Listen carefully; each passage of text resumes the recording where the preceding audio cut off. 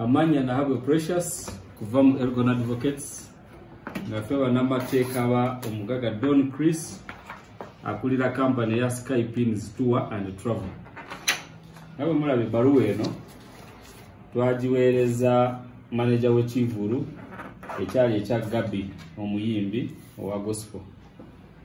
Ekifaananyi nga mukiraba batukiriza kiranti waffe ne bamusaba abeere exclusive sponsor wa show mu company zino zikwatagana n'ebya tour and travel. Naye bagenda okutuuka ku show basanga nga companies endala zimaze okutimba okwawukana ne contract gye bakola.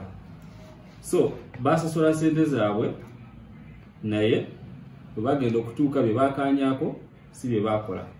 Actually waliwo ne adverts ze balina okulwaninga naye era twasooka okuba amasimu ag'enjawulo okugoberera contract. So fenga banamateeka tuwandiikidde manager w'Ekivulu ekyo Mr. Mugenyi Isa akulira company gye bayita trading bagiyita refined events.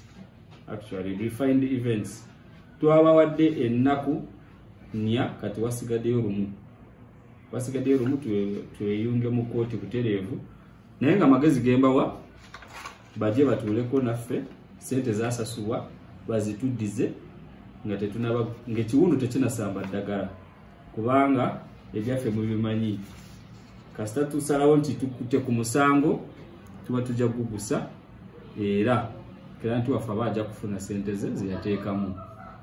Tuvumirira ebikolwa ebyo nti ebikolwa ebyekiyaaye nti ojja kukanya n'omuntu ate omwefuulire wewawolooza nti Doni alina sente nyingi naye tewali mugaga musiru ajja kuteekamu sente ze naye ng'ayagala omukolera omulimu gwasasulidde.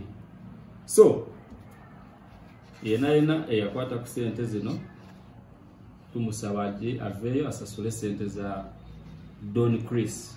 Ekiwandiiko ekyo wakibasindikidde era bakugambye bakirisiivinze?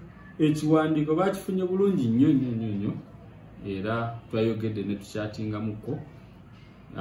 Bwewaawo bagezaako n'otutuukirira waliwo yatukubiddeko ku simu naye leero tetubawulizaako.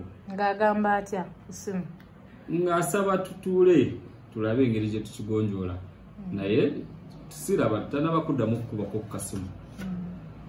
Naye tubawa amagezi bagoberere ensonga eno nga tetunaba gyongerayo mu kooti. Bakirati waffe mumalirivu nnyo okugitwala mu kooti okulaba ng'afuna sente ze. Temulaba nti sente ze mwamusabye nnyingi ng'Ekivulu tekyatambula bulungi? Sente ze twamusabye ze yafuna.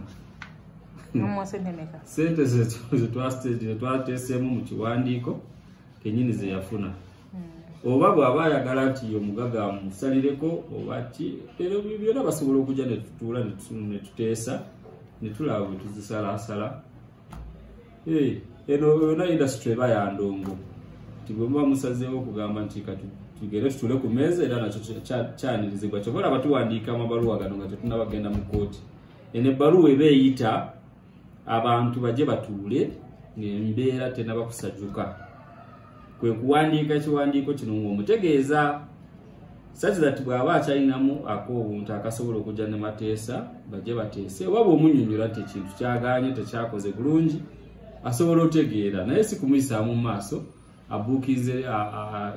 abuukize tebo agenze ku brandinga ayagala ku brandinga Ekivulu mwakanya nti obulango abeeremu naye tumuteeseemu ate nga batuuka ku venue basanga kampani endala competitor emaze ku brandinga.